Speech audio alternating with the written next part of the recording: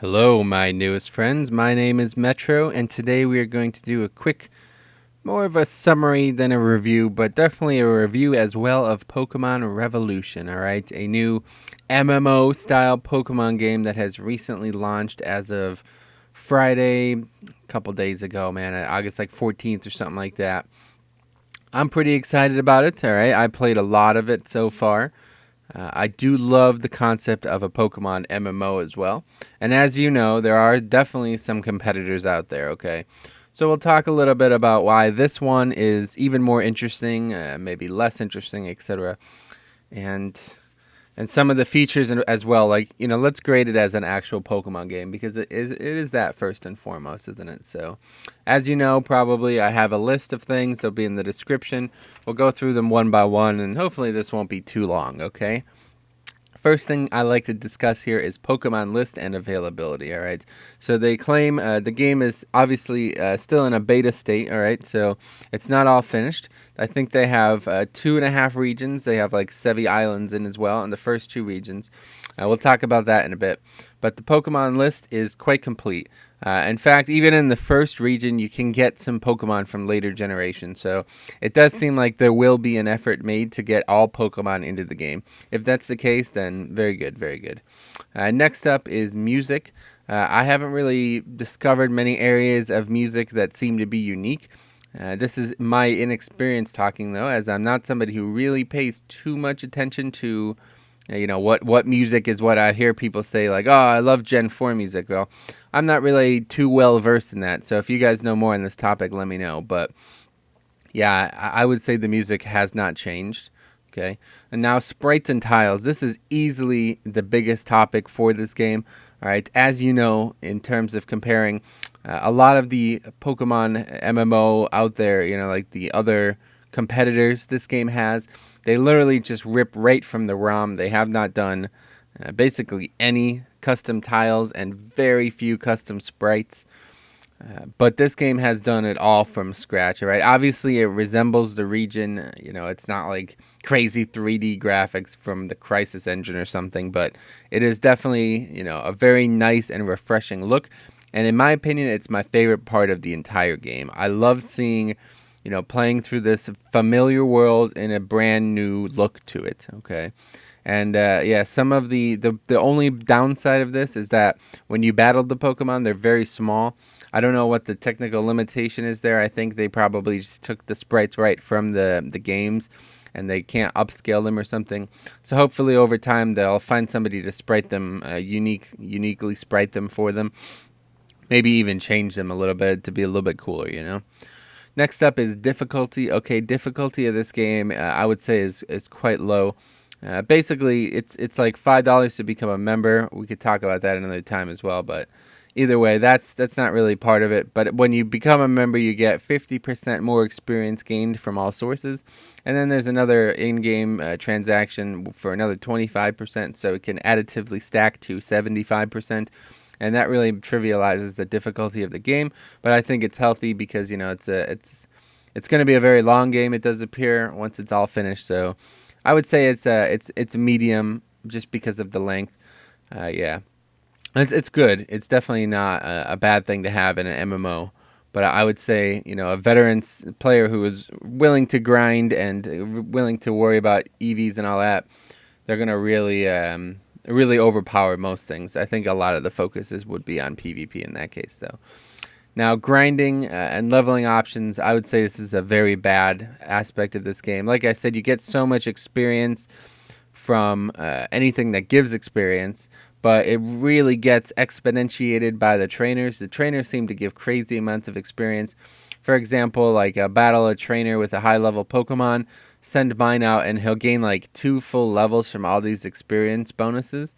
But then you'll fight like wild Pokemon, and they're all like 10 levels lower than what your Pokemon are because you've got such an inflated experience thing here. And yeah, it's really not good.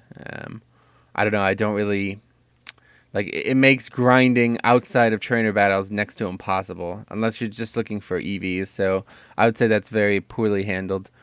Um, we're gonna skip length of time. That doesn't really apply here. Same with puzzles. Doesn't really apply. It's basically just the same game so there's nothing unique to judge it on. Story is unfortunately something that we have to talk about. I kind of wish they just didn't do this, but they've tried to add characters and story to the game.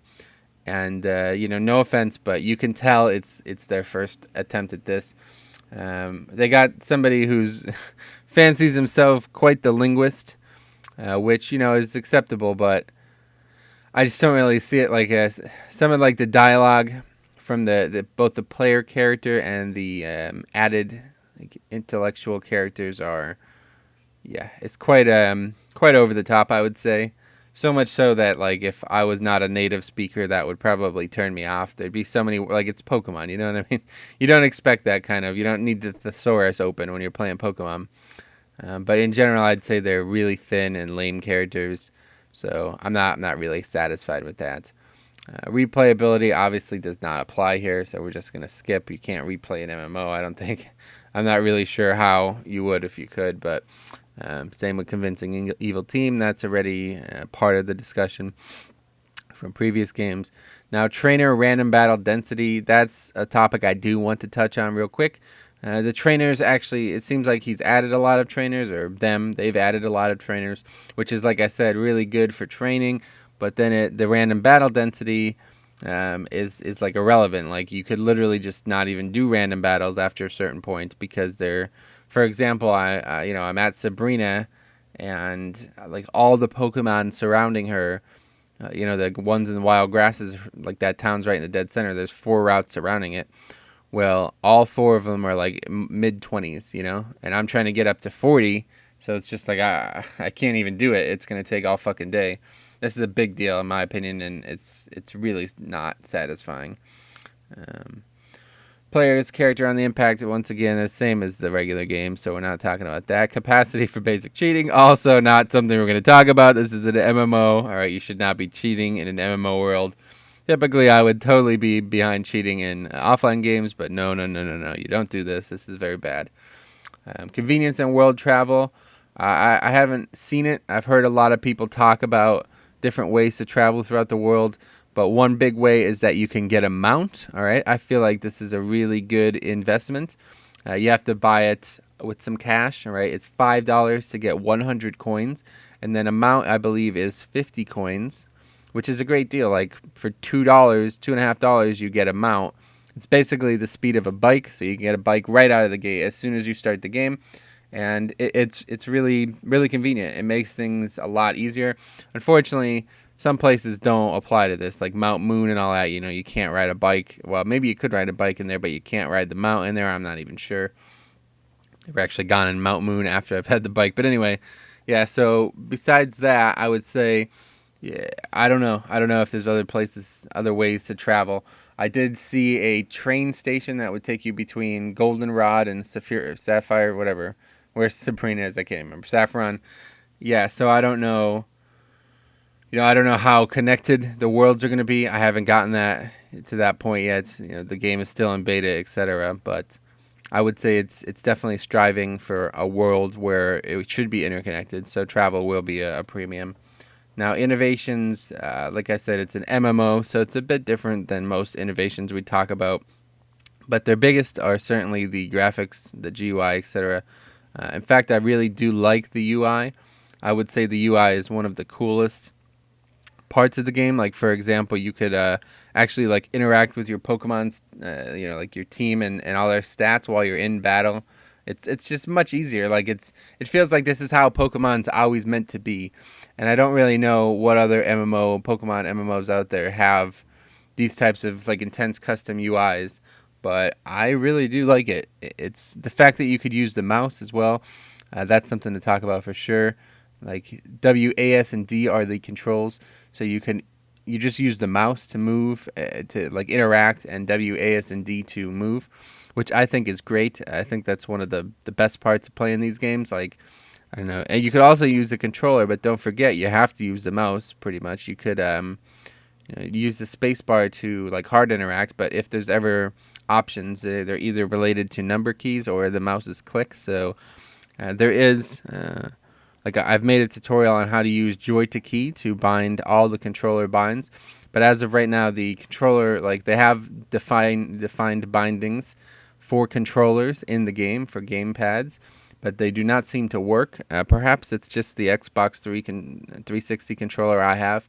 People have said that they've had some variants with it, but it's just like, I don't know, it's like clearly internally bound wrong. So when the stick is not in any position, it just moves left or right automatically. So there's still some work to be done there. But for now, you just don't even have to deal with that. You can just use joy to key. So that's pretty good. I mean, I think that's an innovation in itself, allowing for controller support. Most games really don't. You have to figure it out through the emulator. Other comments and conclusions. There's one other thing I wanted to talk about, and that is the set battle style. All right, so this is something they employ, and in my opinion, is a crutch. I've heard mixed answers, basically saying that we think it's more difficult. This is an MMO. You shouldn't be able to just like easily power through everything. Well, that's not the way to do it, guys. If you're making a Pokemon game difficult in 2015, should not be with the set battle style. Sure, maybe 10 years ago that was the best option, but there's been a lot of innovations. I've actually suggested this on the forums, but at this point I couldn't even care. Just because how difficult leveling up Pokemon is, it doesn't even matter. There's a lot of things that need to get sorted first. So another big thing that I wanted to talk about, all right, is the servers, how that works, like the online stuff for them, and compared to other games. So from what I've heard, the competitors have a lot of people. For one, somebody said there's almost 4,000 people playing one of the competitors, which is a great number. I'm glad to hear there's that many people interested. But when this one, quote unquote, launched, right, it went into live beta, meaning the final wipe happened, like in Hearthstone, stuff like that. Well, they decided to, kind of hype it up, Twitter, all this. I heard about it. I can't even remember where I heard about it, but yeah, it was quite hyped. And then I try to log on, and there's like a server cap, right? The cap originally was 400. It got bumped up to around 600. It's kind of like waffling between 400, 500, and 600 at this point, which is totally understandable. You need a cap. But basically what this has done is it's kind of de-hyped the game. In my opinion, they say, hey, we weren't able to like accurately present numbers that would represent this number. They said, that we only had 200 people prior, and now the hype brought another 500 to 600 people. Well, yeah, that's all well and good, but I don't understand that at all. Like, you're not confident in your project. You think your project is only going to have 200 people despite other ones having 4,000. Maybe that's a made-up number. Maybe that's not factual. I don't know. But in my opinion, that's something that they should have been ready for. So that's a strike. I would say a strike. I can't help but not ignore that. It's too important.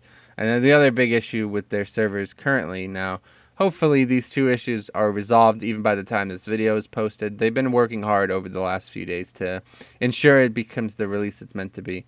But the final point I have is that the server crashes and they have no automatic backup or anything like to reinitialize the server, right? It just crashes and then it's off for a while until somebody starts it again. I guess it like actually shuts down or blue screens and needs to be reinitialized.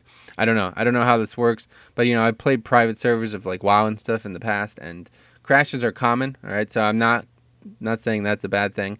Crashes are quite common. But the problem is that you're relying on a human to reinitialize the server. I don't know if that's how it's meant to work, if there's no way around this, but for example, literally I played the game for 3 nights now, so that gives you cause to when I recorded this. But 2 out of the 3 nights, maybe even the third, I'm not sure, the server crashes in the middle of the night, and the only people who could restart it are asleep. It's like, what are you talking about? You know what I mean? That's ridiculous. So the server's just off for like 5-6 hours because there's nobody to restart it. That's a huge, huge issue in my opinion. And like I said, they're growing as a team. It's completely understandable. It's not something that would make me never want to play the game, but just hopefully it's figured out. Along the lines. Obviously, I guess they didn't plan for this, which I feel like they should have. But anyway. That's my opinions. I would say this is a very fun and great game. I've really enjoyed it so far. There's definitely a lot to be worked on still and a lot more to be added, which is really awesome. So if you guys have any questions about Pokemon Revolutions, let me know. My name in game is MetroLOL, so you feel free to add me. There's like a guild system and everything like that.